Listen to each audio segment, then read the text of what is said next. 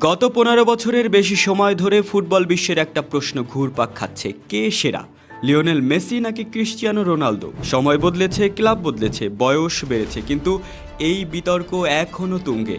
২০২৪ সালে ইন্টার মায়ামির হয়ে major league সকারের supporter shield জিতেছেন লিওনেল মেসি। তবে প্লে অফ পর্বের প্রথম রাউন্ডে আটলান্টা ইউনাইটেডের কাছে ৩-২ গোলে হেরে বিদায় নিয়েছে মায়ামি। এর ফলে শিরোপা থাকলেও মৌসুমের সমাপ্তি বেশ আক্ষেপের হয়েছে মেসির জন্য। অন্যদিকে রোনালদো সৌদি প্রো লিগে গোলের ধারাবাহিকতা দেখিয়েছেন। চলতি মৌসুমে এখন পর্যন্ত ৯ ম্যাচে করেছেন ৬ গোল। তবে কিংস কাপে পেনাল্টি মিসের কারণে তার ক্লাব আল নাসর বিদায় নিয়েছে শেষ ১৬ থেকে।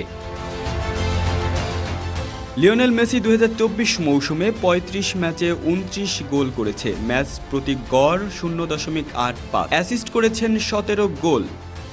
অপরদিকে ক্রিস্টিয়ানো রোনালদো ২০২৪ মৌসুমে ৪৭ ম্যাচে ৩৭ গোল করেছেন। ম্যাচ প্রতি গড় ০.৭৮, অ্যাসিস্ট করেছেন ৭ গোল। জাতীয় দলের পারফরমেন্সের দিক থেকে মেসি কিছুটা এগিয়ে। আর্জেন্টিনার হয়ে কোপা আমেরিকা জিতেছেন তিনি। তবে গোল সংখ্যা তেমন উল্লেখযোগ্য ছিল না, মাত্র ১ গোল। এবছর জাতীয় দলের হয়ে তার মোট গোল ৬।